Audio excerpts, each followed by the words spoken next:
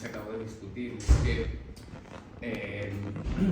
creo que muchas veces las izquierdas han caído en esta fetichización de la parcialidad y en políticas coalicionistas, sobre todo en el último ciclo político, porque por la propia naturaleza del ciclo político, que ha cogido una forma movimentista en la que determinados picos de movilización después volvían a caer y al final estos picos de movilización siempre iban dirigidos al Estado como un garante de pues, alguna serie de derechos y tal.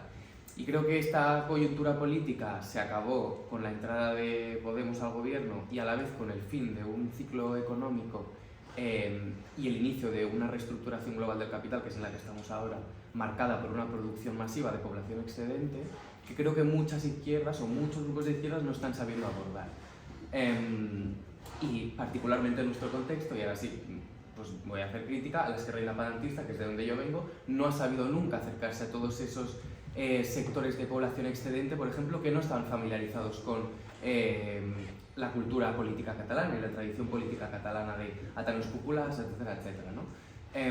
Y entonces para mí aquí está la clave, es decir, si no existe ahora mismo una identidad política de clase como era la identidad de clase trabajadora, que ayer Joan hablaba que esos elementos de clase que conforman una identidad se están disolviendo, ¿cómo podemos estar apelando a las clases trabajadoras? O sea, ¿cómo podemos seguir apelando a las clases trabajadoras como sujeto político? Creo que es mucho más interesante hablar del proletariado en general y hablar del proletariado como un concepto no ligado a el hecho de entrar en una relación salarial o no, sino al hecho de estar desposeído de tus condiciones de vida, ¿no? Y no sé, creo que en este sentido el libro es bastante interesante cómo plantea la hegemonía y que nos obliga a pensar qué mediaciones organizativas y estratégicas hace falta para apelar a todo este conjunto de personas que antes se encontraban mayoritariamente en el sur global y ahora estamos viendo cómo empiezan a aparecer dentro del centro imperialista, ¿no? Y para mí es la gran cuestión esta de la población excedente y de qué forma apelar a estas personas entendiendo que partimos de un trasfondo cultural súper heterogéneo, tanto por temas de migratorios, etc.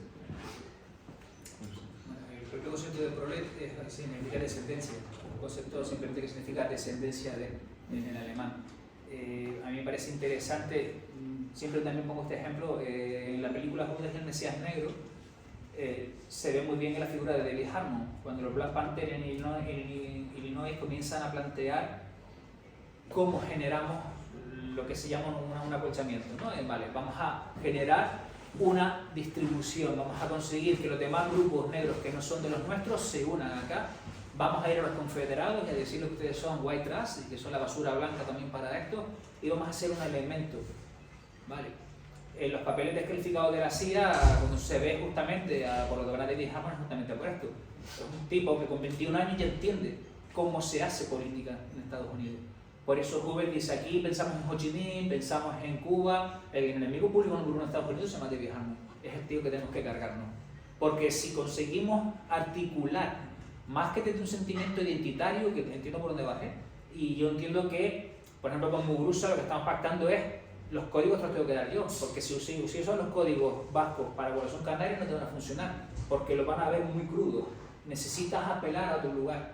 Pero si entiendes estos códigos, vas a ver que los elementos de violencia emergente que hay en Canarias, que son muy volcánicos como nosotros, en el sentido de son explosiones y tienes que saberlas controlar, porque también es como dice Scott, esa rabia hay que cocinarla. La rabia si sale en crudo, vamos mal. Ahora si la cocinas en un sentido de la organizas y la llevas a un lugar, funciona mucho mejor. Entonces nosotros queremos plantearnos eso desde un punto de vista práctico, de bien, compartimos, ¿cómo lo hacemos? Si la pregunta es cómo se hace, y cómo se hace ya es pensar en un plano concreto. Porque si vamos a seguir apelando en un sentido a la clase trabajadora que llama la proletaria y demás, seguimos en un plano teórico y lo que necesitamos es saber, ¿vale? ¿Cómo se lleva esto a un plano práctico? ¿Qué es lo que podemos hacer en nuestro radio de la acción?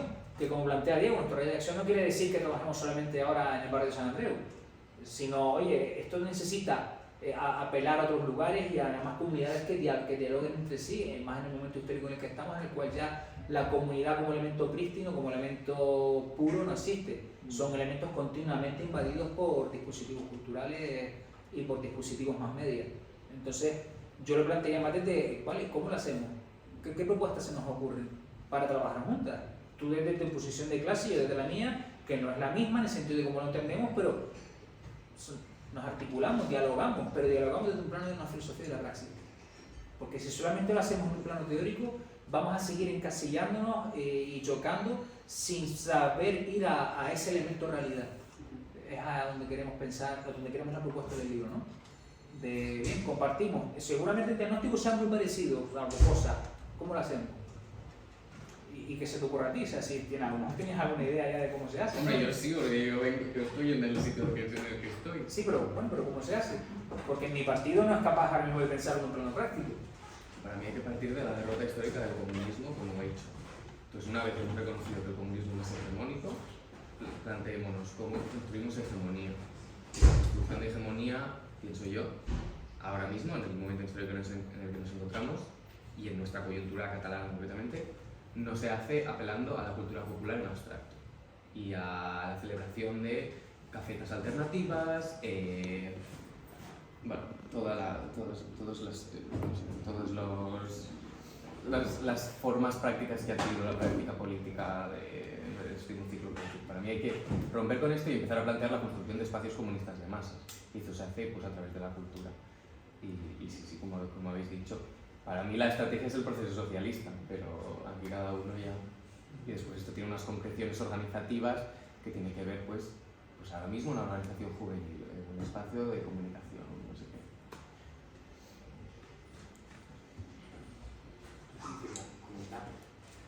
En Histórica del Materialismo, Iván y yo recomendábamos que sabemos que de alguna de las conferencias de están las propuestas prácticas. Habéis hablado muy de la forma valor. La situación del partido desde ¿dónde lo construyó esta mujer? Siempre se me olvida. La primera que vimos. Desde Lucrecio. Desde Lucrecio. Muy interesante. Pero claro, dices, ¿y cuál es la propuesta práctica? ¿Y esto en qué se concreta? Todas estas propuestas teóricas que están aquí, que son tan bonitas, ¿en qué se concreta? Vamos a lo práctico, ¿cómo vamos a conquistar el poder? ¿Cómo vamos a construir una contrahegemonía? Aquí tenemos mucha gente muy buena de la cabeza, pensando, algunas no tan buenas de las cabezas, pero en otros planos, pensando juntas, pero no están saliendo propuestas políticas, no están en un programa político. O sea, eso siempre es una cosa que está ahí, ¿no? Efectivamente, o sea, Iván y yo lo defendemos y creo que es una cosa que venimos hablando siempre, que nosotros no hablamos de proletariado en un sentido, sino de procesos de proletarización. De procesos de proletarización como procesos constantes de desposesión, ya no solo de los, como bien has dicho Bruno, de los medios de producción, sino también de las propias condiciones de vida. La población excedente es un hecho. Y es un hecho que preocupa a nivel de las clases dominantes. No es ninguna tontería que en los últimos planes de la Unión Europea de reorganización uno de los grandes planes y grandes elementos de financiación que está abriendo, de crédito de financiación que está abriendo la Unión Europea, sean el estudio y la rearticulación de las rentas mínimas en Europa para una armonización de las rentas mínimas en Europa. Parece son ayudas sociales, son de servicios sociales y de política fiscal. No es ninguna tontería.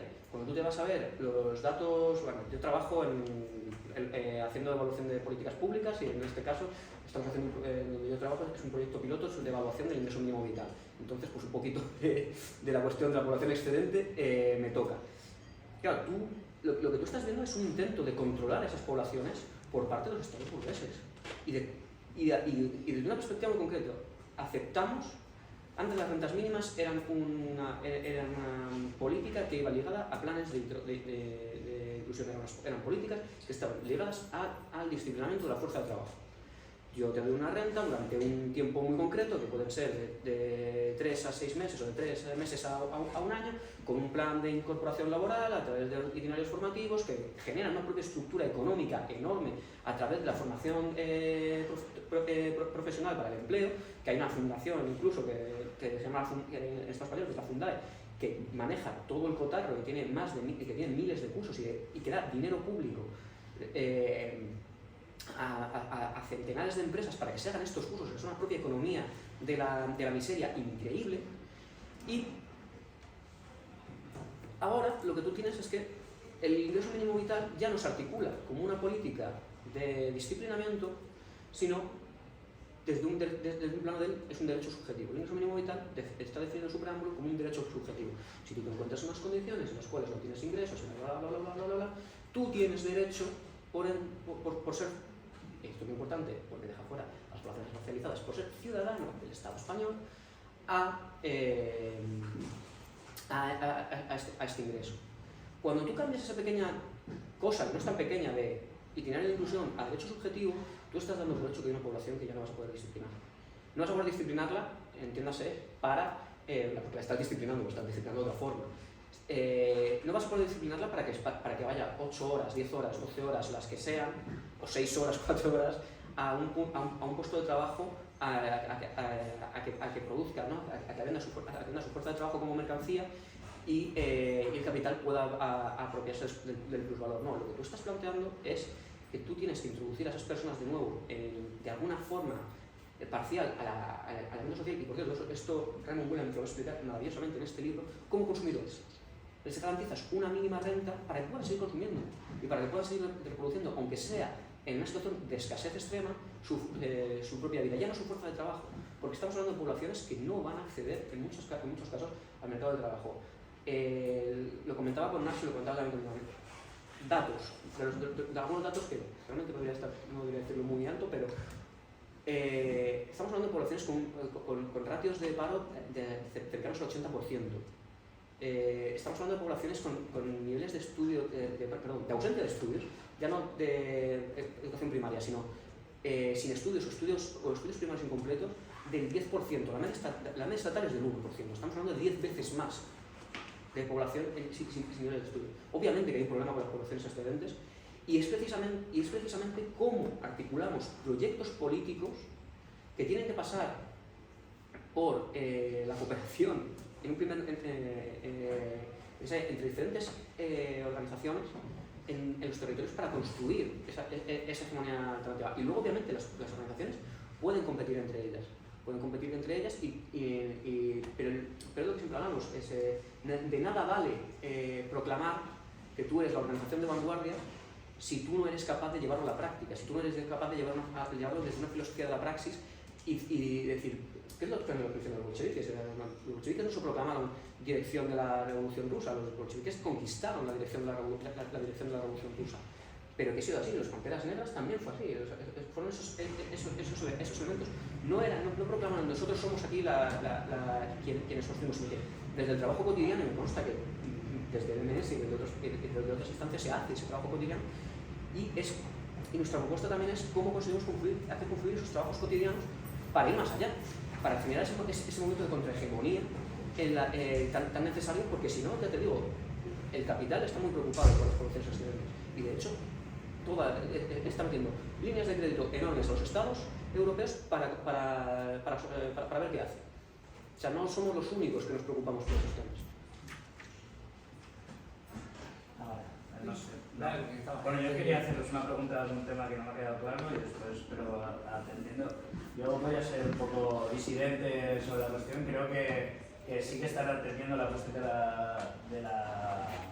las poblaciones excedentes y lo están haciendo vía el capitalismo de plataforma y otros elementos. Es decir, el hecho de que les den ingresos mínimos vitales o otros tipos de rentas de ayuda viene acompañado de que después esta gente, vía terciarizaciones, el capitalismo de plataforma trabaja en otros espacios.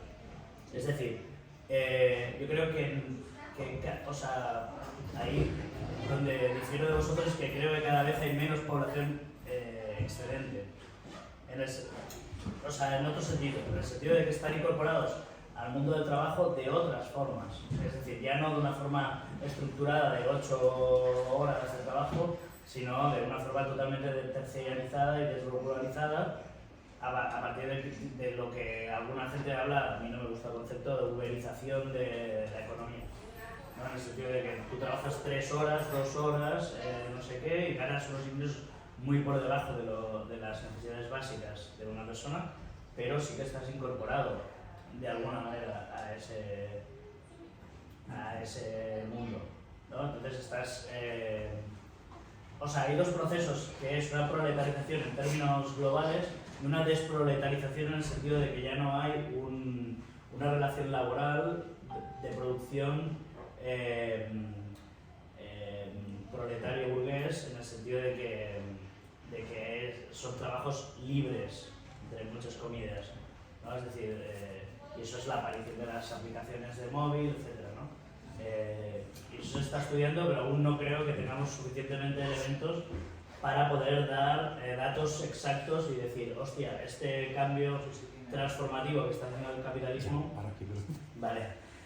Pero yo quería, o sea, era otro elemento. Después creo que no podemos caer en el elemento nominativo de la clase, que muchas veces caemos desde la izquierda, porque estamos cayendo en la misma trampa del laclaudianismo, ¿no? de Laclau y Mouflet, que es si llamamos a una cosa de otra manera, deja de ser la cosa, ¿no? Y entonces construimos a partir de la palabra y no a partir de la acción o de la práctica, ¿no? Claro, pues justamente ir a la acción, claro.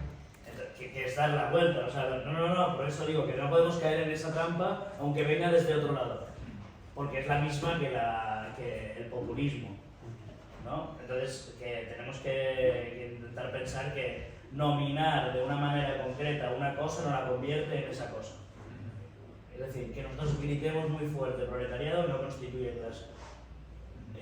Y eso hay que pensarlo también. Y después mi pregunta real, que era lo que... Porque habéis hablado de 4 elementos. Introducción a la subjetividad de la historia, la hegemonía desde un punto de vista dinámico y una larga revolución industrial, cultural y política, pero el tercero, que está entre la segunda y la tercera, me he quedado sin... Base sobre estructura en un sentido orgánico. Vale.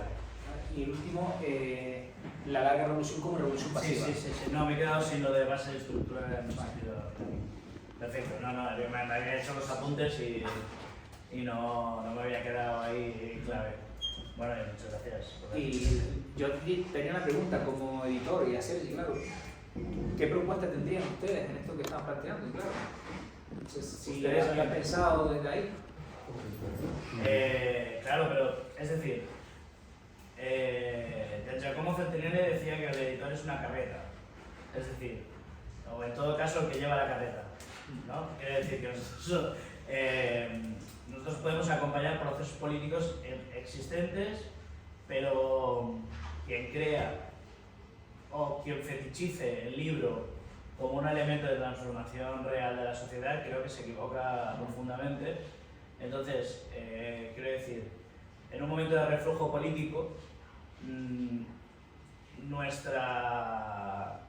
nuestro papel, a mi entender, es como en la película de En busca del fuego, mantener que la llama siga encendida, al menos, y que alguna vez haya una hoguera más grande, ¿no? Pero, y entonces, el trabajo es un poco un trabajo mucho más molecular, ¿no? De ir trabajando, abriendo temas, poder hacer una nueva recepción de Williams en castellano, creo que es un trabajo político importante. Ayer estábamos haciendo una recepción de Gramsci desde una perspectiva que a Cataluña no había llegado. Pues en el ámbito del ecologismo socialista hemos hecho una recogida de Harich. O sea, este primer año de Verso y de Manifest, la idea un poco es construir un fondo que nos permita recuperar elementos que nos permitan tener un mapa de las ideas o un mapa de los diferentes conflictos que se desarrollan en el capitalismo y que nos ayuden a entender. Entonces yo creo que estamos en esta fase que es una fase que siempre está en continuo crecimiento, o sea, no se da un momento en que esa fase se pasa a lo siguiente. Pero la idea un poco es primero nacer, constituirnos y estructurar este fondo y después de esto intentar construir un elemento de educación política permanente que confluya en un sentido de todas las corrientes políticas activas de la izquierda, desde una óptica no sectaria y desde una óptica siempre y cuando, o sea, desde el marxismo, ¿no? Pero digamos que son campos abiertos de discusión que nosotros no podemos tomar las decisiones por el propio movimiento o por los propios movimientos en cierre. Entonces, un poco la idea es poner, en ese sentido, un poco haciendo una broma maoísta, que 1000 flores se abran, ¿no? Y recogiendo la broma que hizo Roque Dalton, pues que no pasa la podadora después, pero que pues, se pongan a discutir las corrientes y que se pongan a articular, y sobre todo que se abran debates colectivos con quien sí esté... Es decir, nuestro papel nosotros somos como un elemento que activa al activador, pero no actuamos sobre el sujeto directo. Es decir, nosotros actuamos sobre las personas que estamos aquí, o algunas más, pero que no es el sujeto final. Es decir, son aquellas que deberían organizar al sujeto, puedo decir, o formar parte de la activación política de esto. Si me vienen cosas a la cabeza de cuando has dicho yo cambio si las condiciones cambian, ¿no? Y de experiencias vividas en el sindicalismo, ¿no? Con los de la construcción que tienen grandes trabajos y todos ganan más de 3.000 euros limpios al mes, y luego coche, coca, casa, y de ahí no hay manera de salir. Los estibadores, etc., ¿no? ¿Ves? Un modelo hegemónico en que se lo gastan, en que lo invierten, y para eso hemos luchado. Joder, esto no puede ser. Entonces, al revés también, gente que me dice no me hagas un contrato de 2 días porque pierdo la renta garantizada, que son 750 euros sin currar. Esto también me lo encuentro con gente migrante que te dice esto y te dices, bueno, vale, pues ven gratis, trabaja sin darte de alta y hay que buscar otra manera de compensarlo con la comida o lo que sea, ¿no? Pero te encuentras en esas situaciones que dices, madre mía, tanto por un lado como por otro, estas luchas, porque fuimos de los que impulsamos la renta garantida y ahora impulsamos la renta básica, pero te das cuenta de que hay esas limitaciones. Yo creo que en el libro no se toca, por lo que habéis explicado, no porque lo haya leído, ¿no?, el gran poder que tiene la geoestrategia imperial militar para cualquier alternativa que se construya en cualquier rincón del planeta. Cuba machacada, Vietnam, cualquiera que lo ha intentado a sangre y fuego, o a boicot total.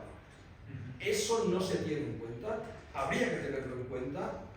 Bueno, desde el $500,000 del ejército blanco que le mandaron a Lenin, pues imagínate cómo ha continuado la historia, ¿no? Entonces, claro, hay algunos que dicen ahora, no, la contrahegemonía tendría que ser nosotros introduciéndonos en la justicia, en la fiscalía, aprobando para juez, porque ahí hay un mundo que nos va a repercutir muy negativamente en nuestra lucha de clases, ¿no? También había camaradas que en la época de la transición decían vamos a hacer asambleas para que el ejército sea democrático, asambleas de soldados. Cuando lo que ganó es vamos a pasar de la mili y vamos a desertar o a ser objetores, ¿no? Entonces esto, claro, si te mandaban al ejército para desmontar la Primera República que duró unos meses, a sangre y fuego, Cartagena, Valencia, Andalucía, lo que fuera. España ha sido construida por el ejército. En la Segunda República, otra vez a sangre y fuego con el ejército. Y nosotros aquí no analizamos nada de esos poderes militares que te tumban cualquier contrahegemónica que quieras montar. Eso me parecía que faltaba, nada más. Sí, el libro, una de las obras, además de Political Led, del 79, otra obra es hacia el año 2000, que es una obra del año 84, donde ahí sí que entra justamente en esta parte. No olvidemos que este señor además era capitán de antiaéreas de tanques en la Segunda Guerra Mundial, y Thompson también, y luego se convierten justamente, sobre todo más Thompson que él, en pacifistas abiertos. O sea, pero cuando ustedes, si alguien ha visto Maldito Bastardo, que ve a Brad Pitt diciendo vamos a matar nazis, este señor mató nazis en el frente norte de Alemania. Y cuando han visto el horror de la guerra, lo que dicen es huyamos de ahí, pero teniendo en cuenta que es un señor que además que maneja muy bien la táctica militar y que en muchos libros dice te voy a explicar cómo se gana la ciudad militarmente hablando, ¿eh? Porque este plano, y el ejemplo yo creo que más claro es Allende. O sea, Allende tiene un programa hegemónico. De hecho, Allende, del 37% de votos que tiene en las primeras elecciones, sube el 43% de votos.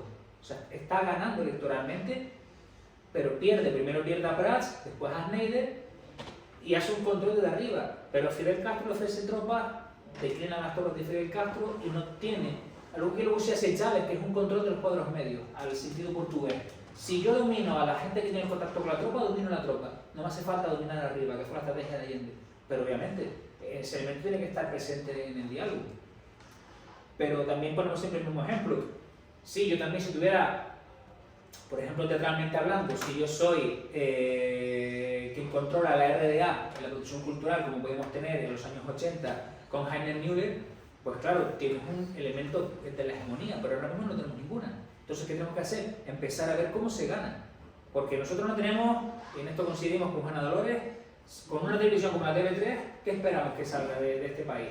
Si los medios culturales que tenemos y estamos viendo la cartelería cultural, pues claro, yo cuando he ido con Laia, hemos ido al TNC, vale, vamos a ver Brecht, ¿quiénes van a ver Brecht? Los burgueses van a ver Brecht, claro, es que los ves, cómo visten, cómo se mueven, dicen, no son de mi clase, pero está muy bien ver a Brecht.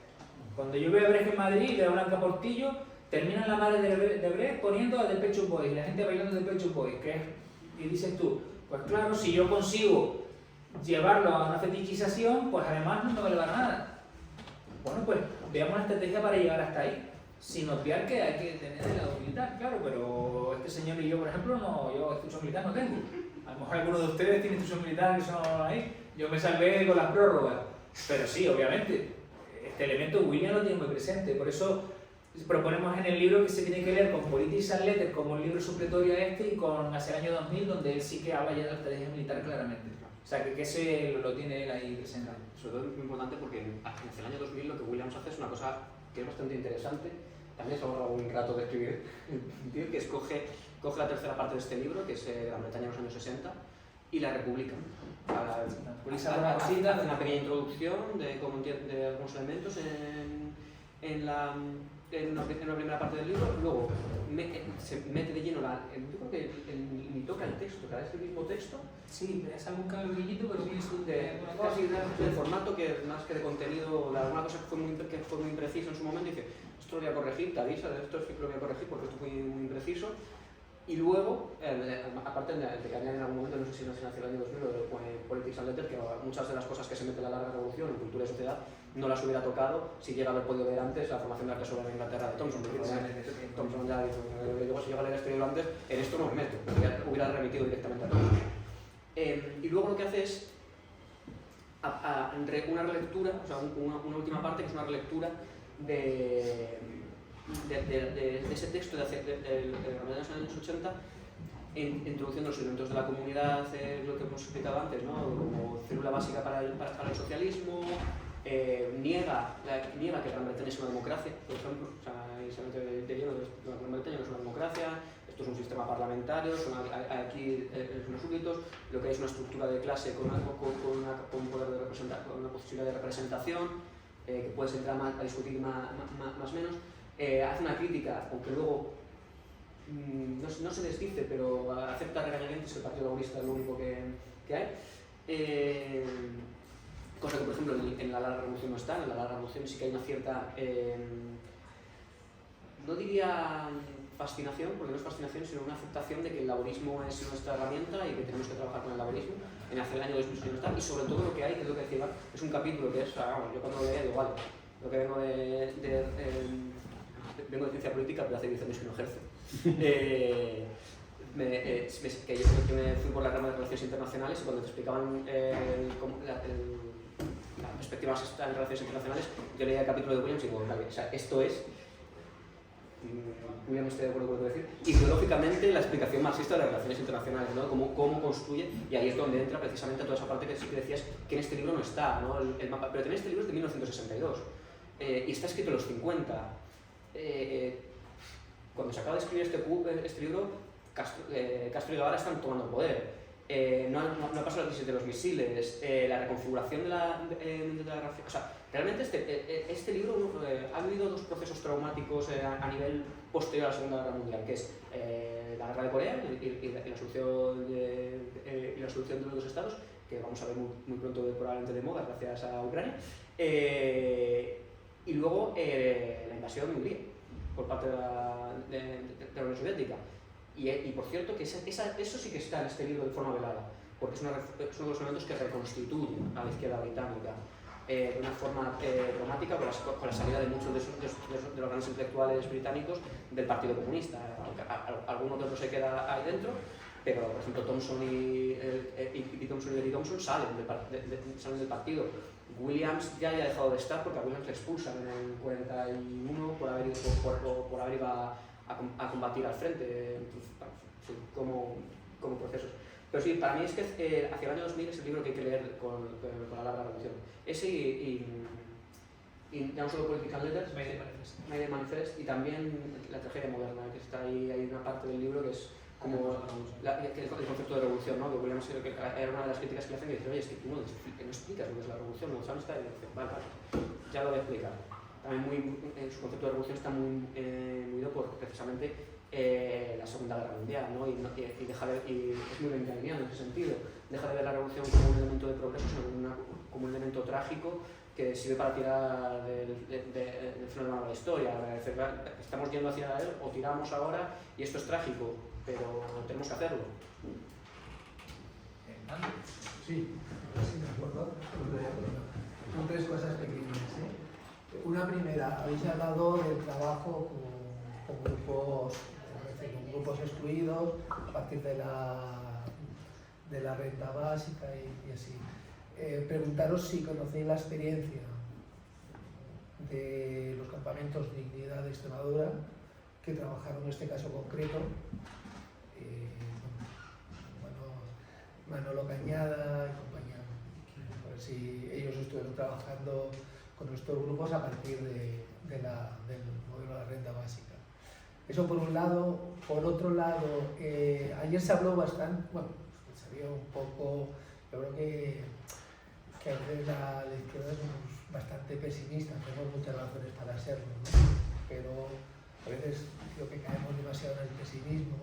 Y cuando se hablaba bueno, claro, ¿cómo vamos a generar una sociedad diferente si vamos todos con el móvil y tal? Yo creo que también hemos de ver aquellas ventanas de oportunidad que nos da este nuevo, por ejemplo, a nivel de medios de comunicación. Gramsci en los cuadernos se dedica, hay una parte de los cuadernos que se ha trabajado poco cuando él habla de periódicos, que él está diseñando. Si tú haces un extracto, sintetizas todas aquellas notas, él te está diciendo cómo debería ser el periódico del partido, qué separatas ha de tener, a qué público se debe dirigir, de una manera muy estructural y siempre pensando en algo que no se acostumbra a tener demasiado en cuenta en Gramsci, pero que es muy importante, que es la formación, el intentar siempre buscar elevar el nivel de formación del colectivo, ¿no? De los trabajadores, del colectivo que forma el partido, ¿no? Pero ese modelo que es interesantísimo en los cuadernos, hoy los periódicos, ¿quién compra el periódico? No existen los periódicos, existen otros medios y yo creo que la Internet, las redes sociales han abierto, de alguna manera creo que han democratizado algo o permiten democratizar todos estos ámbitos de comunicación que si no existieran aún sería mucho más complicado el poder llegar a muchísima más gente cuando ves de quiénes son los principales medios de comunicación y quién controla y estamos totalmente excluidos, ¿no? La izquierda en general. Y un tercer punto que sería tanto ayer como hoy, quizás porque por una lectura más o menos reciente, me ha venido a la cabeza un pequeño librito que me parece una joya, que es el viejo Lukács, el Conversaciones con Lukács, sí. En el que Lukács está diciendo, debemos de dar la batalla cultural y él está planteando no los medios de producción, la vida cotidiana de la gente. Hemos de hacer una contrahegemonía en la vida y él coloca el ocio como una alternativa, que es otro tema a trabajar, que hemos perdido culturalmente, creo que lo tenemos totalmente perdido. Nos han ganado por goleada la batalla del ocio, ¿no?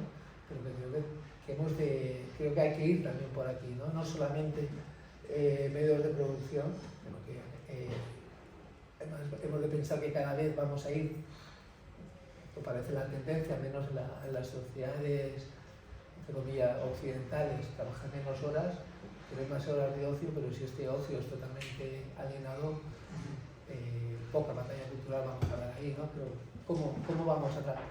Creo que es un cambio que hay que ir pensando para trabajar en un futuro. Nosotros queremos entrar ahí. A mí me parece muy interesante, aunque hay cierta romantización, la obra de Rancière con La noche de los proletarios. Cuando Rancière dice, ¿qué está haciendo el proletario cuando no vende su fuerza de trabajo? ¿O qué está haciendo alguien que tiene tiempo libre? Cuando en teoría su tiempo no debería porque pertenece al capital. Y lo que vemos es que hay una subsunción continua de esos modelos de vida. Entonces la parte del ocio es vital. Claro, por eso también es justamente, oye, ¿cómo nos organizamos desde el plan cultural y cómo generamos nuevos elementos? Porque aun sabiendo que estamos perdiendo, es justamente esa conciencia de derrota la que nos hace la posibilidad de ganar. Porque el problema es cuando hablas con derrotados y piensas que son vencedores.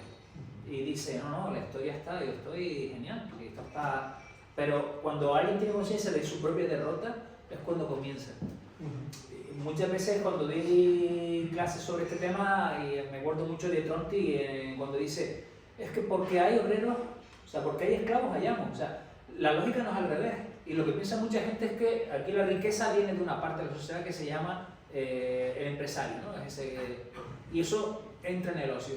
Y para mí, programas devastadores que deberíamos quemar la sexta es el de, ¿cómo se llama? El de... No. El jefe infiltrado. Cuando te muestran ese jefe que es benevolente, que dice, no, mira, y te dice, joder, pues mira, este obrero que está jodido, yo le doy. No, es que justamente tenemos que entrar ahí y decirle, no, es que invirtamos esta lógica. Y esa lógica se invierte, ¿vale? Nosotros estamos todo el rato buscando cómo vender nuestra fuerza de trabajo. Porque es verdad que estamos desposeídos de ella, perfecto, pero eso no son 24 horas al día. ¿Cómo nos organizamos en los momentos que tenemos para organizarnos? Es entrar en el plano operativo de ello, ¿vale? Pero volvemos, ¿cómo lo hacemos? Porque una cosa que voy viendo también es que nos han quitado la capacidad de concreción. Pensamos muy bien el abstracto en ciertos círculos, pero lo concreto, cuando preguntamos cómo lo hacemos, nos vamos a leer y a meter qué tengo que hacer, la gente te dice, bueno, es que la clase trabajadora debería... No, que te pregunto cómo lo hacemos. Dime, ¿qué propuesta tenemos? Y es en ese pensar en lo que queremos llevar al libro. Vale, bien. Entonces, ¿qué propones? Y si no hay ninguna propuesta, pues nosotros estamos haciendo una pequeñita, Ojo, no pensamos que con esto haya ninguna... nada. Pero es el primer granito de arena para empezar eso, ¿no? Cómo empezamos a discutir colectivamente ciertos autores y autoras que nos llevan a una idea de emancipación, sabiendo que en este proceso histórico somos derrotados. ¿Vale? Y eso, por ejemplo, ya has puesto el ejemplo de Manolo Cañada, que yo personalmente no lo conozco, pero sí que él ha hablado mucho del caso de Extremadura y además cómo se organizó Extremadura, el campo de Extremadura en los años 30, ¿vale? Y cómo eso fue aniquilado mediante obviamente el golpe de Estado y demás, ¿no? Pero es recuperar esa historia y decir, oye, que aquí nos organizamos colectivamente, que aquí había cientos de miles de trabajadores organizados en un frente de colectivización agraria. Esa historia no nos cuenta en ningún lugar, como decía Diego. O sea, cuando yo hablo, por ejemplo, de la transición con mucha gente, todo el mundo conoce a Adolfo Suárez, conoce lo que significa el Pacto de la Moncloa, pero nadie conoce, por ejemplo, el caso de Enrique Urbano, ni conoce el caso de la Iglesia en Álava, porque es una historia que pasa allá. Bueno, pues revirtámosla como esa posibilidad continua de victoria. Más que en una conciencia de derrota continua, pensar que esa derrota nos lleva a, y eso también lo hicimos bien Sisek, a fracasar mejor la siguiente vez. Bueno, pues vale, pues fracasemos mejor, organicémonos, hagámoslo, vayamos. Porque si pensamos que ganamos cuando hemos perdido, y yo creo que esa idea de derrota, que también nos han dicho antes compañeros, para mí es el comienzo de la victoria.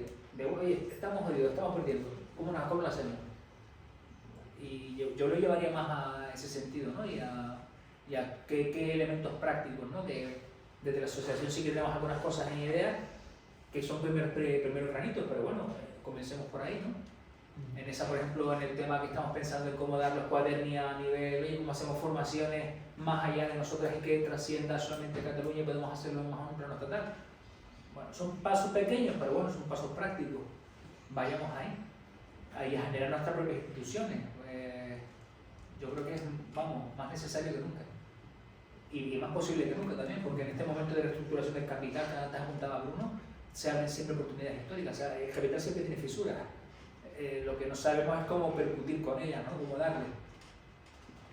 No sé si en Canarias existen o no lo que son los centros cívicos o casals comunitarios. No, esa estructura no Por está ahí. ejemplo, aquí se creó Universidad Popular, me parece que se llama, ¿no? Universidad Popular sí que tiene, pero no tiene tanto... Y No, la aquí LSD es funciona bien diferente también, pero... parte de una reivindicación a los ayuntamientos y el ayuntamiento, adaptando la ley europea como pedido, porque en teoría lo tienen que sacar a concurso, pues si se lo lleva a una fundación privada o la gestión se lo lleva, pues el ayuntamiento facilitó que si levantaban la mano 15 vecinos en un distrito que querían llevarlo ellos de manera autogestionada, pues el ayuntamiento facilitaba el espacio, el aire acondicionado, las fotocopias, el teléfono, la infraestructura de esos espacios. Entonces estamos intentando presentar propuestas a los vecinos para que nos juntemos y a ver qué hacemos juntos. Claro. Pero no es nada fácil. Hay muy baja participación, exceptuando algunos barrios que pueden tener más tradición, como Nou Barris, el Ateneo de Nou Barris o el de Sants o algún sitio de estos, ¿no?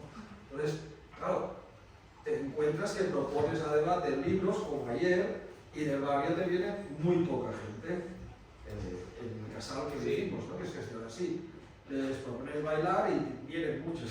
Entonces es el ocio que decía el compañero, ¿no? Partes de una hegemonía, pero intentando transformar eso y haciendo actividades, pues bueno, los martes, por ejemplo, hacemos atención a toda la gente humilde que no sabe tramitar cosas por internet y se le llena de gente que quiere pedir el ingreso mínimo vital o la renta garantida y les tienes que ayudar porque no saben ni utilizar el ordenador. O formación a mujeres empleadas de hogar, o que están internas, cosas de estas vas haciendo. Pero hay una limitación, si somos 30.000 en el barrio, pues como mucho hay 100 que van alrededor y una veintena que son los militantes.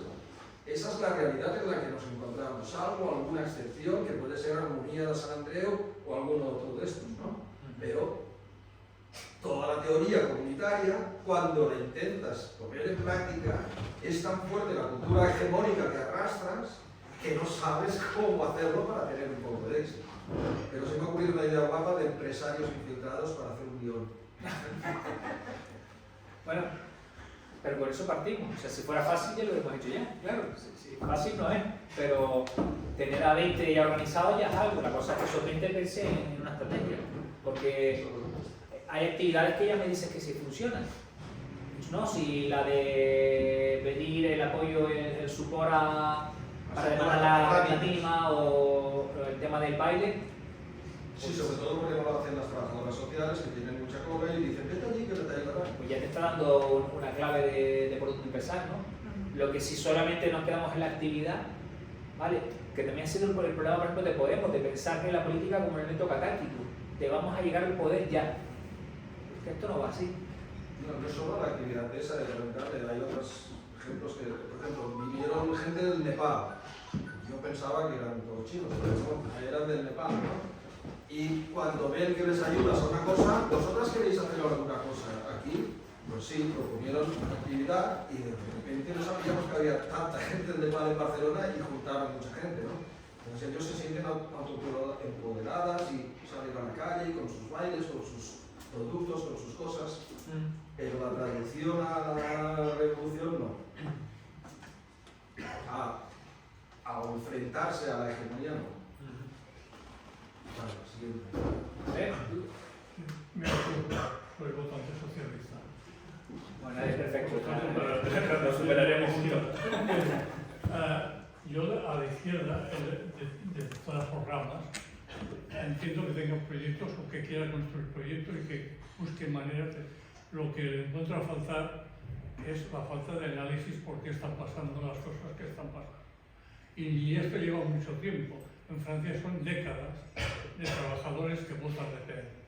En Europa ahora estamos viendo lo que pasa en Holanda, lo que pasa en Polonia y en tantos sitios. Aquí, y lo comparo esto un poco con el movimiento independentista en Cataluña, de que se tiene un deseo, se tiene un proyecto, pero se ha dejado de lado si este proyecto es viable, qué maneras había de llegar a esta situación deseada, etc. La izquierda yo creo que está viviendo de esto, de olvidar en realidad qué pasa, cuáles son los motivos por los que ahora miras X, el antiguo Twitter, y está lleno de gente que es xenófoba, de gente racista, de gente de ultraderecha, de Vox y de Acción Catalana. estás descubriendo que hay la CIA, no sé si es porque el señor Marx, el dueño de X, está fomentando este tipo, pero a mí me da miedo entrar en Twitter ya por la cantidad de cosas. Y está pasando y generalizándose. Yo no diría que el mundo se ha vuelto fascista, pero sí que se ha vuelto xenófobo, se ha vuelto intransigente, se ha vuelto intolerante y egoísta. Y si se hacen proyectos, pero sin pensar en qué se ha equivocado la izquierda, a lo mejor los proyectos no son viables y se quedan en el apartado de los buenos deseos. Sí, estamos de acuerdo en la necesidad de hacer algunos análisis, pero lo que creemos nosotros es que tampoco hay proyectos, o sea, y al no haber proyectos, eso se queda vacío, y en ese vacío es donde tenemos que trabajar. Es lo que proponemos, vamos. ¿Explicaciones hay? Nacho y Joan queríais ir. Yo es más como un comentario que pregunta y sobre todo a mí lo que tú decías del tema de la validación, que Iván y Diego ya saben, porque me escucharon hablar en Londres, que el marco de Williams está siendo súper útil para investigaciones sobre este tema, de hecho sobre el tema de Uber y plataformas, porque la idea de alternativas hegemónicas o contrahegemónicas está siendo súper útil. Y de hecho estoy en un proyecto europeo sobre el tema de plataformas digitales y la idea de, o sea, estamos utilizando Williams muchísimo, o sea, y es súper útil. Y lo que tú comentabas, o sea, y muy al hilo, la situación ahora mismo con el tema de las plataformas digitales es como muy preocupante porque hay movimientos bastante fuertes que en verdad son sindicatos blancos o ni siquiera sindicatos blancos, sino simplemente como una patronal disfrazada, y el discurso como de trabajo independiente que no es trabajo dentro de lo que cabe el Estado español no es de los peores contextos, porque el contexto francés es mucho peor, de que la ley del gobierno actual ha sido por extender el trabajo autónomo, pero con un discurso de independencia individual a prácticamente todas las figuras, o sea que dentro de lo malo, el Estado español no es de lo peor ahora mismo, o sea que casi que me da las gracias a Yolanda Díaz por algo. Entre comillas, pero en verdad la ley está, o sea, la ley debería haber sido para todo tipo de trabajo en plataformas y fue solo para delivery por presión de diferentes empresas. Entonces, o sea, puede ser peor, pero no está bien. O sea, no vale, pero no vale, supongo. Pero vamos, que Williams me gusta mucho que está siendo súper vivo, porque ponemos un ejemplo en un proyecto concreto de las típicas taquillas, esto es lo que dije en Londres, yo creo, de las típicas taquillas para recoger de forma automática cosas. El mismo cacharro y la misma fabricante de taquillas automáticas te hace taquillas para Amazon, taquillas para correos o taquillas para el Mercado Municipal de Barcelona. Y la misma tecnología, pero la relación que tenemos, las relaciones sociales que hay detrás no pueden ser más diferentes. Y Williams está siendo bastante útil para ver, vale, tenemos alternativas a Amazon y hay algunas que a lo mejor son más hegemónicas, otras menos hegemónicas. Entonces, vamos, que el comentario es Williams sigue siendo utilísimo. Así que gracias por el libro y por traducirlo. Sí, es que creo que hay que partir de la gran derrota que se sufre a finales de los 80, los mineros y la caída de la URSS. La URSS era lo que era, pero permitía a la gente pensar que había imaginar que había alguna posibilidad de hacer una cosa diferente, ¿no? Después el análisis que hagamos, pero en la mente de los trabajadores, ¿no? Y sobre todo en la nueva división internacional que aparece a mediados de los 70. La gran oleada de luchas en toda Europa del 68. El 68 del que no se habla son los 10 millones de trabajadores en huelga con ocupaciones de fábrica durante 20 días. El otoño caliente de Italia, un movimiento también brutal y poco conocido aquí en Alemania Occidental, es decir, es una oleada, ¿no? Y entonces ante eso, y con la posibilidad de los nuevos medios tecnológicos, se parte la ciudad fábrica, desaparece. O sea, es un proceso en el que la nueva organización del trabajo internacional permite esta cosa. Entonces, las tres cosas juntas, ¿no? La derrota de la huelga simbólica, heroica de los mineros, que esa derrota se transmite en digamos, a las conciencias de los sindicalistas, de las izquierdas, etcétera, eso repercute. La caída de la posibilidad y la desarticulación, para mí el principal, la desarticulación porque, a ver, lo que crea la conciencia es el ser social. No solo las relaciones de producción, que mucho, sino el conjunto del ser social.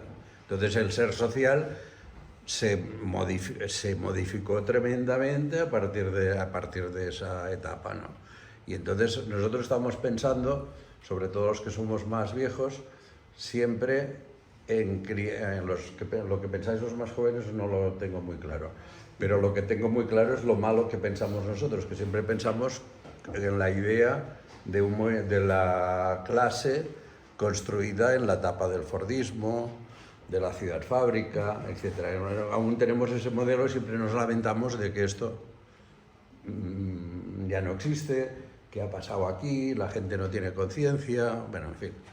Entonces, creo que lo que observo así como cero a la izquierda que soy, es en todas las organizaciones y partidos que pretenden ser de izquierdas, y que algunos lo son, un exceso de retórica. O sea, tú pasa cualquier cosa y ves que toda la CUP, comunistas, el PC, en fin, anticapitalista, o sea, ves unas declaraciones retóricas tremendas, están muy bien escritas, en fin, envidiables, ¿no? Pero que yo pienso en la gente que cuando vamos Mercedes y yo, sobre todo Mercedes, a un desahucio, y esa retórica no tiene nada que ver con esos proletarios reales. O sea, pero nada que ver. Entonces yo creo que,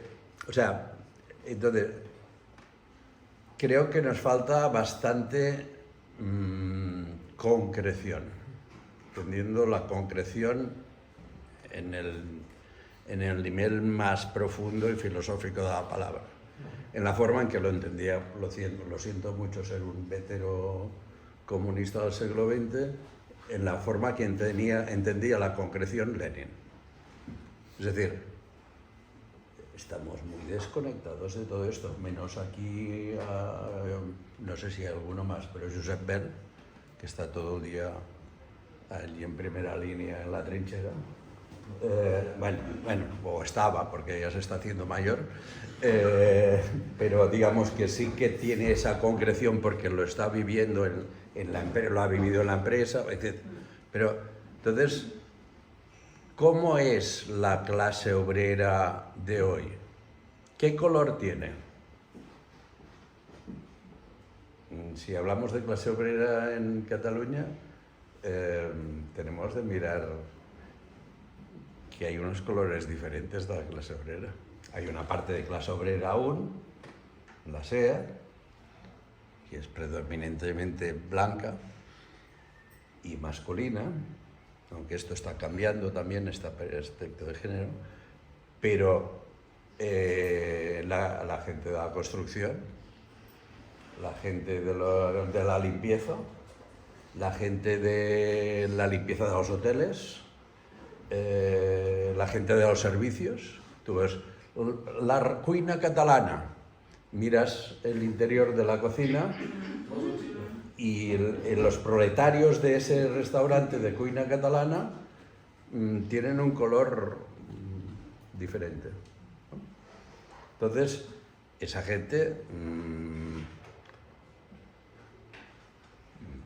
trae su propia cultura, su propia lengua. ¿Qué hace Gramsci en el 19 cuando los consejos obreros están tomando el poder y les mandan a la brigada Sassari, que eran sardos y que consideraban que los trabajadores del norte eran una aristocracia obrera que lo que hacía era desangrar al sur, y por tanto las apelaciones de que les pasasen, porque eran bastante, en fin. ¿Qué hace? pues manda gente que habla en sardo, a hablar con ellos. No manda gente a que hablan en italiano estricto. A Cataluña, als indígenas, como yo,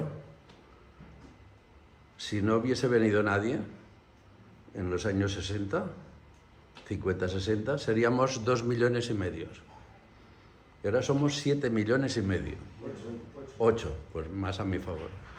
No he mirado últimamente el IDESCAR.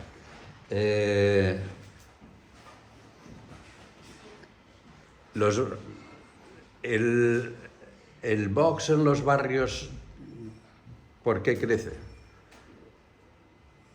Pues crece sencillamente porque los obreros de los años 70 que se han podido comprar un piso en otro sitio y vender su piso de mierda en el barrio aquel, se han largado. Y los que no se han podido largar se encuentran que el mundo se les está cayendo encima de las cabezas. Y hay alguien que les ofrece una explicación, un discurso, para eso molestar. En los años 70 el PSUV tenía organización en todos los barrios y otras expresiones de la izquierda. No hubiese crecido eso. Pero hoy no hay organización de la izquierda que forme parte de la clase, no que vaya como misionero a la clase a explicarle lo que tiene que hacer. No existe. Entonces, no sé, hicimos un intento cuando salimos de comisiones obreras, porque pensábamos que no estaba sirviendo como el instrumento sindical mejor. Intentamos hacer un proceso de encuesta de clase. El nuevo sindicalismo, muy radical, no entendió que había que entender la clase. Lo que estaba cambiando la clase y cómo se estaba componiendo, porque la clase no es una cosa homogénea, es una cosa que tiene una composición interna variable. Es la idea de la complejidad que comporta la concreción, ¿no? Bueno, yo creo que nos falta a todos, militemos donde militemos, nos falta aterrizar más en lo real, en lo concreto y articularlo, ¿no? El libro yo creo que puede ser una ocasión buena para ayudar, para aportar en ese camino, ¿no? Porque, por lo que veo, reflexiona en estas claves, pero bueno, en fin, yo soy un optimista bien informado. Bueno, o que intenta informarse, vaya, seamos más modestos, es decir, un pesimista.